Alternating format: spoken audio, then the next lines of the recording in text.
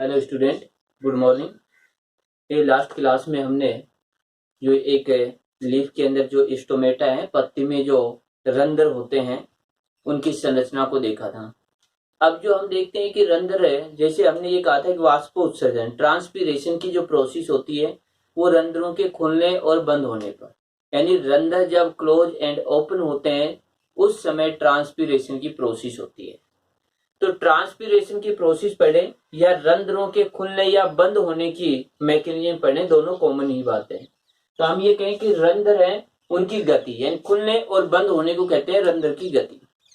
तो देखिए, चाहे वाष्पोत्सर्जन हो या ट्रांसपीरेशन, चाहे रंध्रों की गति हो या फिर कहें कि स्टोमेटल मोमेंट हो या फिर कहें रंध्रों के खुलने और बंद होने की क्रिया, ओपन एंड क्लोज होने की क्रिया हो, तो ये सभी एक ही पॉइंट है कि सभी की एक मैकेनिज्म है कि रंध्र कैसे खुलेंगे कैसे बंद होंगे। जैसे रंध्र ओपन होते हैं वाष्प बाहर निकल जाती है, वाटर वेपर है वो लीफ से बाहर आउटसाइड में हो जाती है, बाहर हो जाती है, इसी को हम क्या कह देते हैं, ट्रांसपीरेशन कह देते हैं। रंध्र क्लोज हो जाते हैं, बंद हो जाते हैं, तो ट्रांसपीरेशन की प्रोसेस रुक जाती है। तो इस प्रकार से हम ये कहें रंध्र कब खुलेंगे कब बंद होंगे, यदि ये मैकेनिज्म आ जाती है तो वही ट्रांसपीरेशन की मैकेनिज्म भी होगी। तो जो रंध्र या कहें कि जो स्टोमेटा है, इनके ओपन एंड क्लोज होने की जो मैकेनिज्म है उसी को कहते हैं मैकेनिज्म ऑफ स्टोमेटल मोमेंट, कि रंध्रों की गति की क्रियाविधि। अब इसके लिए कुछ एक जैसे थ्योरी दी गई है, हाइपोथेसिस या परिकल्पनाएं की गई हैं, तो इन थ्योरियों की बात करेंगे। मेन रूप से हमारे सिलेबस के अंदर जो 3 थ्योरियां या 3 परिकल्पनाएं दी हुई है, तो इन थ्योरियों को देखते हैं हम। देखिए, ये जो 3 थ्योरीज हैं, इनमें स्टार्च शुगर हाइपोथेसिस, मंड शर्करा परिकल्पना, एक तो ये है। दूसरी थ्योरी है स्टीवर्ड हाइपोथेसिस या स्टीवर्ड की परिकल्पना, ये 2 थ्योरियां हैं। इसके बाद एक तीसरा है सक्रिय पोटेशियम आयन स्थानांतरण या फिर कहें एक्टिव पोटेशियम आयन ट्रांसफर। तो जो है एक्टिव पोटेशियम आयन ट्रांसफर की थ्योरी है। इसके बाद 2 ये थ्योरियां, ये दोनों थ्योरियां एक ही बेस पर है, एक ही प्रकार से, यानी ये जो थ्योरी दी गई थी मांड और स्टार्च जो थ्योरी दी गई थी, उसी थ्योरी को आगे किया गया स्टीवर्ड के द्वारा। तो स्टीवर्ड ने इसी को केवल ये कहें चेंज किया था। तो ये दोनों थ्योरी एक ही टाइप से हैं और ये थ्योरी अलग है। तो पहले हम बात करें कि ये जो 2 थ्योरियां हैं, फर्स्ट जो starch sugar hypothesis and steward hypothesis, इनकी बात करते हैं। तो देखिए, इनकी यदि बात करें तो हम ये कहेंगे कि इस प्रकार से हमने कल जो स्ट्रक्चर बनाई उस स्ट्रक्चर में हमने कहा कि ये रंध्र है, इस तरीके से ये स्ट्रक्चर ये होती है। ये इसकी सहायक कोशिकाएं हैं, सहायक कोशिका या सेल, सबसाइडरी जो सेल्स होती हैं, ये जो है इसकी गार्ड कोशिकाएं या फिर कहीं द्वार कोशिकाएं, द्वार या रक्षक कोशिका, इन गार्ड सेल, और ये होगी सबसाइडरी सेल्स। यदि इनकी बात करें तो यहां पर देखिए, ये जो सेल्स होती हैं, यदि हम बात करें कि डे यानी दिन में,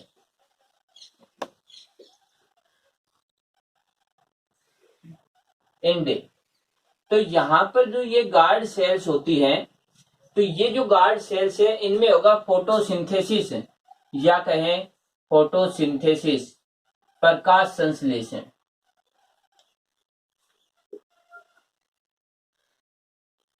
प्रकाश संश्लेषण होगा दिन के समय। जैसे ही दिन के समय फोटोसिंथेसिस की प्रोसेस होगी, तो यहां पर जो CO2 होती है, एक फोटोसिंथेसिस में क्या होगा, CO2 प्लस H2O, ये कन्वर्ट हो जाते हैं C6H12O6 यानी ग्लूकोज में प्लस O2। तो दिन के समय ये CO2 है, इन सेल्स की जो CO2 है वो फोटोसिंथेसिस में यूज हो जाएगी। जैसे ही CO2 की मात्रा कम होगी, यहां पर CO2 की अमाउंट डिक्रीज होगी वैसे ही पीएच इंक्रीज हो जाएगी। ये CO2 जो रहता है वो एसिडिक होता है। हम ये कह रहे हैं एसिडिक पार्ट यानी अम्लीय पार्ट है वो तो काम में आ गया। तो जैसे ही अम्लता कम होगी यानी एसिडिक पार्ट की कमी आएगी तो बेसिक पार्ट इंक्रीज हो जाएगा। अगर बेसिक पार्ट इंक्रीज होता है तो हम ये कहते हैं कि पीएच इंक्रीज हो जाती है। तो सीधा अर्थ यही हुआ कि जैसे ही CO2 जो है यानी CO2 डे के अंदर फोटोसिंथेसिस में यूज हुई, यूज होते ही पीएच की यदि बात करें तो पीएच इंक्रीज हो जाती है।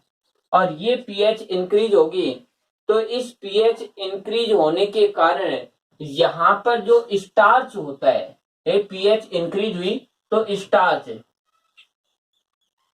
या कहें कि मांड जो है या मंड जो है वो कन्वर्ट हो जाता है। इसके कारण इंक्रीज होते हैं, फोस्फोराइलेज एंजाइम एक्टिव होगा और इससे ग्लूकोज 6 फॉस्फेट बन जाता है। और यहां पर ये क्रिया होती है फोस्फोराइलेज एंजाइम,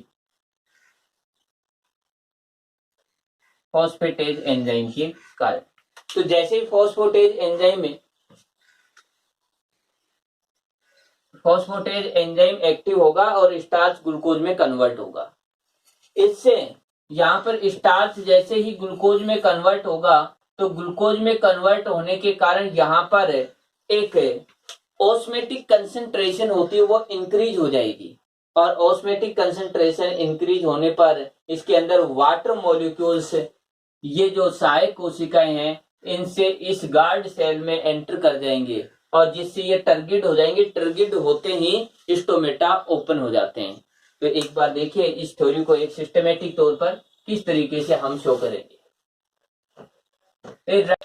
देखिए इस जो थ्योरी है स्टार्च शुगर थ्योरी, इसको मैंने बिल्कुल शॉर्ट में लिख दिया है कि किस तरीके से होता है।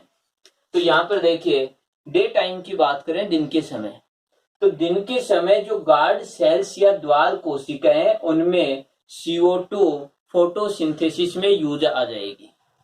फोटोसिंथेसिस में यूज आएगी, इसका मतलब द्वार कोशिका में CO2 की कमी यानी डेफिशिएंसी ऑफ गार्ड सेल। कारण क्या? यूज फोटोसिंथेसिस, कि फोटोसिंथेसिस के अंदर यूज आ गई है। अब इसके बाद देखिए जैसे ही CO2 यूज आएगी, काम में आ जाएगी, तो द्वार कोशिका की पीएच बढ़ जाएगी। इन द्वार कोशिका जो है उसकी पीएच इंक्रीज हो जाएगी यानी pH increase of guard cells, कारण CO2 की डेफिशिएंसी, कमी हो जाती है। इसके बाद देखिए जैसे ये कमी होती है, कमी होने पर ये फोस्फेटेज एंजाइम जो रहता है वो एक्टिव हो जाता है। तो पीएच के जो है, जैसे ही पीएच बढ़ेगी, पीएच बढ़ने पर फोस्फेटेज एंजाइम एक्टिव हो जाएगा। तो फोस्फेटेज एंजाइम एक्टिव होने पर यहां पर जो मांड या स्टार्च जो है ये स्टार्च ग्लूकोज 6 फॉस्फेट में कन्वर्ट हो जाता है। ग्लूकोज 6 फॉस्फेट में कन्वर्ट होने पर द्वार कोशिका की जो ऑस्मेटिक कंसंट्रेशन होती है, प्राशन सांद्रता होती है, वो इंक्रीज हो जाएगी। और जब सांद्रता इंक्रीज होगी तो साइड की कोशिकाओं से जो वाटर रहता है वो हाई कंसंट्रेशन की ओर जाएगा। तो वही हुआ, जल सहायक कोशिका से द्वार कोशिका में एंटर कर गया। जैसे ही जल वाटर मॉलिक्यूल गार्ड सेल में एंटर करेगा तो गार्ड सेल जो है वो स्फीत हो जाएंगे, टर्गिड हो जाएंगी। और जैसे ही टर्गिड होती हैं रंध्र ओपन हो जाते हैं। यानी जैसे ही गार्ड सेल या द्वार कोशिका या रक्षक कोशिका टर्गिड या स्फीत होंगी तो रंध्र ओपन हो जाएंगे। तो ये प्रोसेस बताई रंध्र के ओपन होने की। अब देखिए इसके ठीक अपोजिट प्रोसेस है कि रंध्र जो है बंद कैसे होंगे। तो बंद होने के समय कहें तो हम ये कहें कि रात्रि में, नाइट टाइम में। तो नाइट टाइम की बात करें तो ठीक ये प्रोसेस अपोजिट चलेगी। अपोजिट कैसे? कि द्वार कोशिका या गार्ड कोशिकाओं में रात्रि या नाइट के अंदर फोटोसिंथेसिस नहीं होगा। तो रात्रि में फोटोसिंथेसिस नहीं होगा, इसका मतलब कि उनमें CO2 की मात्रा इंक्रीज हो जाएगी। CO2 की मात्रा या अमाउंट इंक्रीज हो जाएगी, बढ़ जाएगी, तो पीएच जो है वो कम हो जाएगी, यानी एसिडिक हो जाएगा। तो पीएच हो गई यहाँ पर कम। इसके बाद देखिए कि जैसे पीएच जो है यानी उल्टा चलेगा कि यहाँ पर जो है CO2 कम, क्योंकि फोटोसिंथेसिस नहीं हुआ, पीएच कम। अब पीएच कम होगी तो हम ये कहें फोस्फेटेज एंजाइम है ये निष्क्रिय, इनएक्टिव हो जाएगा। ये एंजाइम जैसे फोस्फेटेज एंजाइम जो है वो इनएक्टिव होता है, निष्क्रिय होगा, तो ये क्रिया या मैकेनिज्म अपोजिट हो जाती है कि ग्लूकोज 6 फोस्फेट यानी जैसे ये निष्क्रिय होगा तो ग्लूकोज 6 फोस्फेट कन्वर्ट हो जाएगा स्टार्च में, और स्टार्च वाटर में इनसोल्यूबल है, या फिर कहें कि मांड जो है वो वाटर में विलय नहीं होती है, जिससे कंसंट्रेशन इसकी कम हो जाएगी। तो द्वार कोशिकाओं की कंसंट्रेशन क्या हो जाएगी, यानी कंसंट्रेशन कम।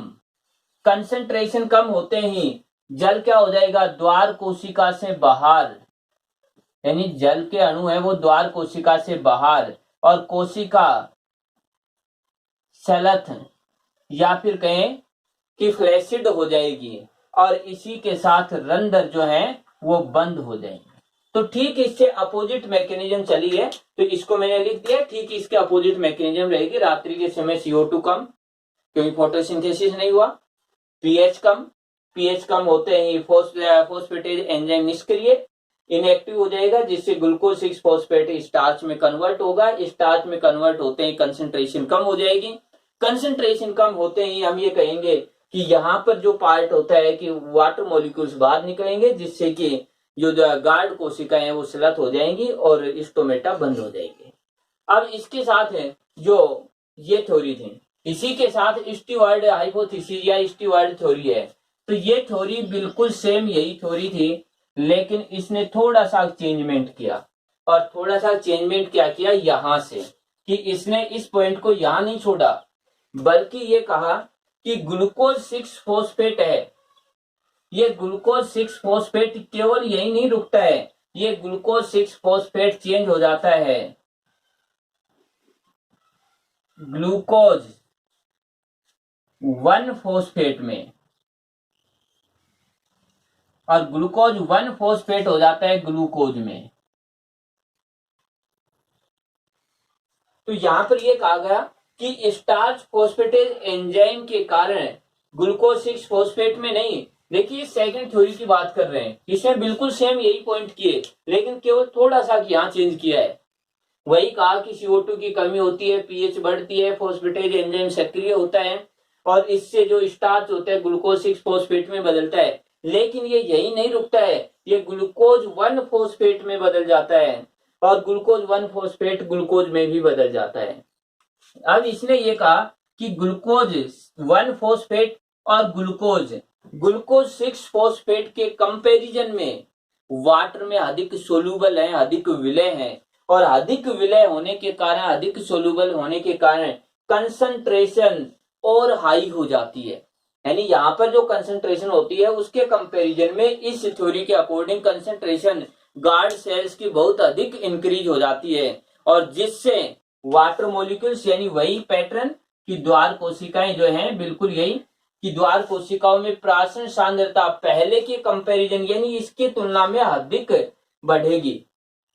तो यहाँ पर केवल यह है कि अधिक बढ़ेगी बस, और अधिक बढ़ने पर जल सहायक कोशिका से द्वार कोशिका में प्रवेश करेगा, और द्वार कोशिका जो है या फिर कई गार्ड कोशिकाएं टर्गिड हो जाएंगी और या स्फीत हो जाएंगी, जिससे कि रंध्र ओपन हो जाएंगे। तो ये दूसरी थ्योरी है। तो हम ये कहें स्टीवर्ड थ्योरी केवल उसी का एक्सप्लेन और करता है, और आगे केवल ये पॉइंट बीच में और जोड़ता है, बाकी वैसा ही है। नाइट के समय ठीक वैसा ही है कि जैसे ही नाइट होगी CO2 की कमी होगी, वही है पीएच बढ़े, पीएच है वो कम हो जाएगी, पीएच कम हो जाएगी, फोस्फेटेज एंजाइम निष्क्रिय या इनएक्टिव हो जाएगा, जिससे ग्लूकोज 1 फोस्फेट में, ग्लूकोज 1 फोस्फेट ग्लूकोज 6 फोस्फेट में, ग्लूकोज 6 फोस्फेट स्टार्च में कन्वर्ट हो जाएगा। स्टार्च वाटर में इनसोल्यूबल है, जिससे कि इसकी कंसंट्रेशन है वो डिक्रीज हो जाएगी। वाटर मॉलिक्यूल्स गार्ड सेल्स से जो सबसाइडरी जो सेल्स रहती है या सहायक कोशिकाओं में चले जाएंगे, द्वार कोशिकाएं जो सलत हो जाएंगी या फ्लैसिड हो जाएंगी, और इसके कारण हम बात करें कि रंध्र जो है वो क्लोज हो जाएंगे या बंद हो जाएंगे। ठीक अपोजिट है। इसके बाद जो हम थर्ड जो थ्योरी है उसकी बात करते हैं, एक्टिव पोटेशियम आयन की। ठीक है, हमारे जो थर्ड जो हाइपोथेसिस या थर्ड जो थ्योरी है वह सक्रिय पोटेशियम आयन स्थानांतरण सिद्धांत या active potassium ion transport theory. तो सक्रिय पोटेशियम आयन या एक्टिव पोटेशियम आयन ट्रांसपोर्ट की जो थ्योरी है, इस थ्योरी के अकॉर्डिंग स्टोमेटा है वो कैसे ओपन होते हैं, कैसे क्लोज होते हैं, इसको देखें। तो सबसे फर्स्ट हम बात करें जैसे ड्यूरिंग डे टाइम, दिन के समय। अब दिन के समय देखिए वही है कि फोटोसिंथेसिस होता है। फोटोसिंथेसिस होता है तो गार्ड सेल या द्वार कोशिका जो है, इन गार्ड सेल में मैलिक अम्ल का फॉर्मेशन होता है। तो द्वार कोशिका या गार्ड सेल्स में बन जाता है मैलिक एसिड। तो मैलिक एसिड का जब फॉर्मेशन हुआ उसके बाद मैलिक अम्ल है वो टूट जाता है, वियोजित हो जाता है। तो यहाँ पर जैसे टूटेगा तो एक मैलेट आयन में और दूसरा H+ आयन में। यहाँ पर जो गार्ड सेल है इन्हीं के पास में सहायक कोशिका, तो H+ आयन है ये सहायक कोशिका में, सहायक कोशिका में H+ स्थानांतरित, ये आ गई सहायक कोशिका। और सहायक कोशिका से पोटेशियम आयन, यानी ये जो कोशिका है इससे सहायक कोशिका से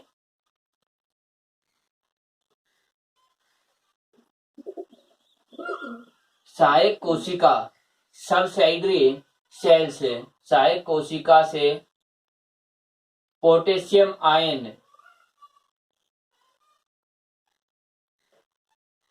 द्वार कोशिका में सक्रिय स्थानांतरण।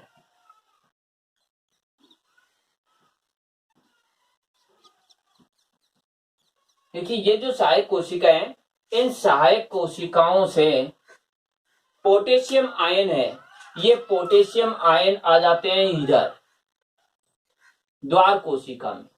तो पोटेशियम आयन एक्टिव ट्रांसपोर्ट के थ्रू यहां पर आएंगे द्वार कोशिका में, और अब यहां पर जो बन जाता है वो हो जाता है पोटेशियम मैलेट। पोटेशियम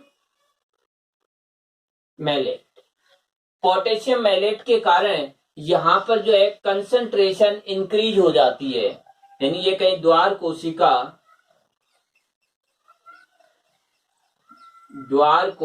की प्रासरण सांद्रता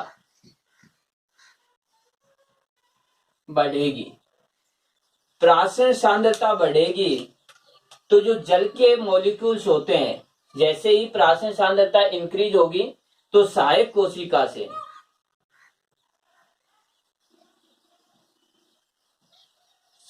कोशिका से H2O अणु द्वार कोशिका में प्रवेश करते हैं, और ये जैसे ही प्रवेश करेंगे तो द्वार कोशिका स्फीत हो जाएंगी।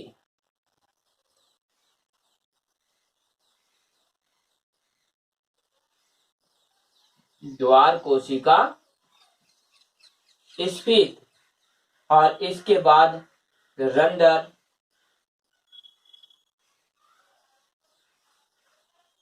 रंध्रों का खुलना, तो रंध्र ओपन हो जाएंगे। देखिए इस मैकेनिज्म को हम ये कहें कि यदि इस मैकेनिज्म की बात करें तो देखिए पहले इस सेल्स को देखिए, ये सेल्स,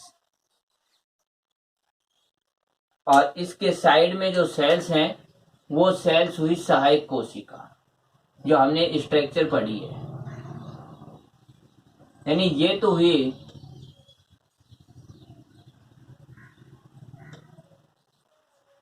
गार्ड सेल।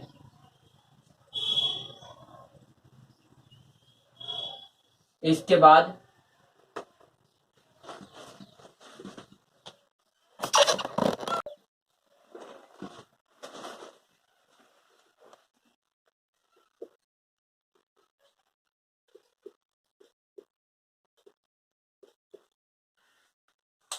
देखिए ये हुई गार्ड कोशिकाएं, ये गार्ड सेल्स, ये हुई सब्साइडरी सेल्स, सहायक कोशिकाएं।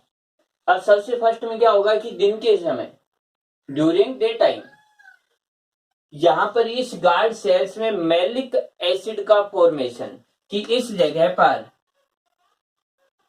मैलिक एसिड डे टाइम में मैलिक एसिड का फॉर्मेशन हुआ। अब जैसे ही मैलिक एसिड का फॉर्मेशन होता है तो इसमें से एक तो होता है मैलेट, यानी ये जो पार्ट है मैलेट, और इसके बाद H+, मैलेट एंड H+, ये मैलेट बना, ये H+, यानी ये जो पार्ट होता है ये टूट गया। अब ये जो H+ है ये इधर आ गए, यानी H+ आते हैं इधर इस साइड में, सबसाइडरी सेल्स या सहायक कोशिका में आ गए H+। अब ये जो पार्ट है, इन पार्टों से पोटेशियम आयन जो रहते हैं K+ आयन, एक्टिव ट्रांसपोर्ट,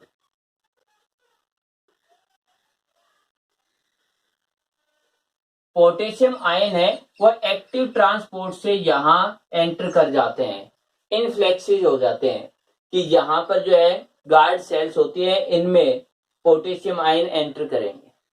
अब जैसे ये एंटर करेंगे तो यहां पर जो बन जाता है ये मैलेट आयन और ये पोटेशियम आयन, H+ आयन इधर बाहर हो चुके थे, तो यहां बन जाता है पोटेशियम मैलेट।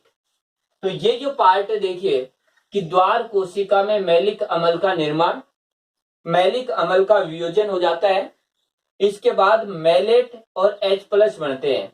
H+ सहायक कोशिका में H+ स्थानांतरित हुए और सहायक कोशिका से H+ आयन एक्टिव ट्रांसपोर्ट से इस गार्ड सेल में आए, यानी H+ आयन गार्ड सेल से सबसाइडरी सेल्स में ट्रांसफर हुए, सबसाइडरी सेल्स से पोटेशियम आयन जो है एक्टिव ट्रांसपोर्ट के थ्रू वापस गार्ड सेल में आ रहे हैं। तो ये जो गार्ड सेल में आ गए, अब जो स्ट्रक्चर वो होता है मॉलिक्यूल पोटेशियम मैलेट का फॉर्मेशन हो जाता है। तो यहां पर अब जो बन गया वो बन गया पोटेशियम मैलेट। तो यहां पर जो पोटेशियम मैलेट का फॉर्मेशन हो गया इस जगह। जैसे ही पोटेशियम मैलेट का फॉर्मेशन होगा तो गार्ड सेल्स की कंसंट्रेशन इंक्रीज हो जाएगी, और यहां पर जैसे ही कंसंट्रेशन इंक्रीज होगी, जैसे ही कंसंट्रेशन इंक्रीज होगी, वाटर मॉलिक्यूल्स इसके अंदर एंटर कर जाएंगे, यानी वाटर मॉलिक्यूल्स गार्ड सेल के अंदर सबसाइडरी सेल से एंटर करेंगे, और जैसे ही वाटर मॉलिक्यूल्स हैं वो गार्ड सेल में एंटर करेंगे तो गार्ड सेल्स जो होते हैं वो स्पीत हो जाती हैं, टर्गिड हो जाती हैं। तो ये जो टर्गिड जो सेल्स हो जाएंगी, ये टर्गिड सेल होते ही स्टोमेटा ओपन हो जाते हैं। तो ये था स्टोमेटा ओपन कैसे होते हैं, पोटेशियम आयन कंसेप्ट के बेस पर। अब है पोटेशियम जो स्टोमेटा होते हैं वो क्लोज कैसे होते हैं। तो अब क्लोज होने की और देखिए थोड़ी, तो यहां पर देखिए नाइट के समय बात करेंगे। तो नाइट के समय, ड्यूरिंग नाइट,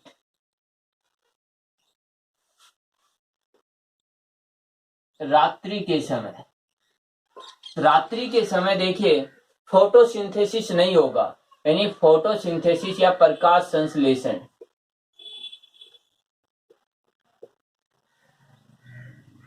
प्रकाश संश्लेषण बंद हो जाएगा। प्रकाश संश्लेषण या फोटोसिंथेसिस की प्रोसेस वह स्टॉप हो जाएगी।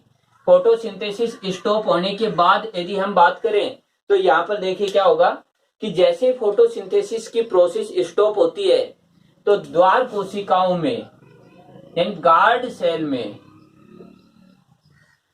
द्वार कोशिका में CO2 जो है वो बढ़ेगी। CO2 की जो अमाउंट होती है वो गार्ड सेल्स में इंक्रीज हो जाएगी। इस जगह पर प्रकाश संश्लेषण जैसे ही बंद होगा, तो जैसे ही प्रकाश संश्लेषण बंद होता है उसी के साथ गार्ड सेल्स में CO2 की कंसंट्रेशन इंक्रीज होगी। और CO2 की कंसंट्रेशन इंक्रीज होते ही यहाँ पर एब्सिसिक एसिड जो है यानी एक प्लांट हार्मोन है, तो यहाँ पर एब्सिसिक अम्ल और ये है पादप हार्मोन, प्लांट हार्मोन है। तो एब्सिसिक एसिड है या प्लांट हार्मोन है, वह प्लांट हार्मोन या एब्सिसिक हार्मोन जो रहता है, एब्सिसिक जो हार्मोन है या अम्ल होता है वो एक्टिव हो जाएगा। और जैसे ये एक्टिव होता है तो इसी समय पोटेशियम आयन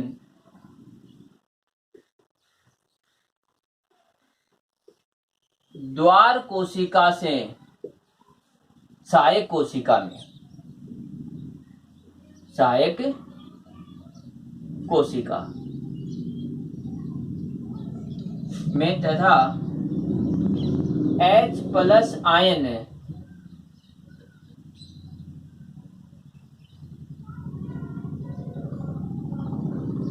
सहायक कोशिका से द्वार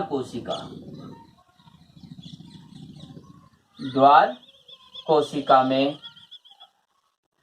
प्रवेश करेंगे।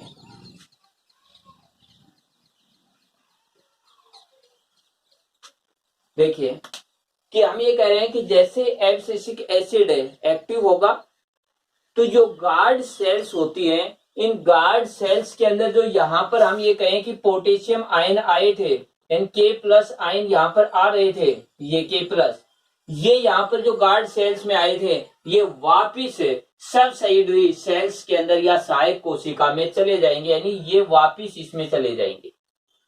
और जैसे ये वापिस रिटर्न जो सबसाइडरी सेल्स के अंदर एंटर करेंगे तो सबसाइडरी सेल्स से H+ आयन गार्ड सेल्स के अंदर फिर से रिटर्न हो जाएंगे।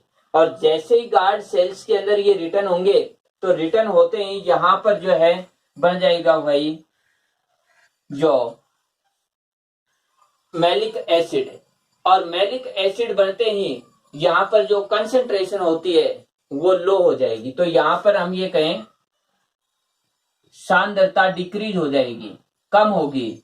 और जैसे ही सांद्रता कम होगी जल के अणु बाहर, H2O मॉलिक्यूल्स या अणु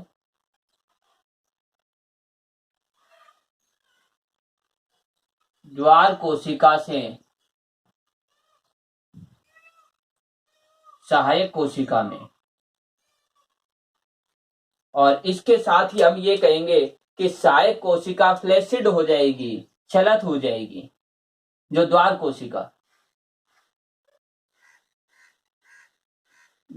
कोशिका छलत या फ्लैसिड होगी और रंध्र बंद हो जाएंगे।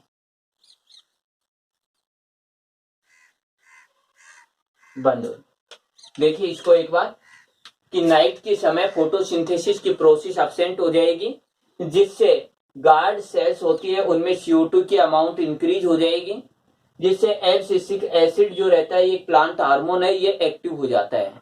इसके एक्टिव होते ही पोटेशियम आयन जो गार्ड सेल्स में आए थे वो वापिस सबसाइडरी सेल्स के अंदर वापिस चले जाएंगे, और सबसाइडरी सेल्स या सहायक कोशिका से फिर से जो H+ आयन पहले गए थे वो वापिस गार्ड सेल्स में आ जाएंगे, जिससे गार्ड सेल्स के अंदर वही है जो मैलिक एसिड बन जाएगा। मैलिक एसिड बनने पर जो सांद्रता होती है वह सांद्रता डिक्रीज हो जाएगी, कम हो जाएगी। जैसे ही कंसंट्रेशन डिक्रीज होती है वाटर मॉलिक्यूल्स जो रहते हैं गार्ड सेल से सबसाइडरी सेल्स के अंदर चले जाएंगे और जो गार्ड सेल्स होती है वो फ्लैसिड हो जाएंगी और फ्लैसिड होते ही रंध्र जो है वो क्लोज हो जाएंगे या बंद हो जाएंगे।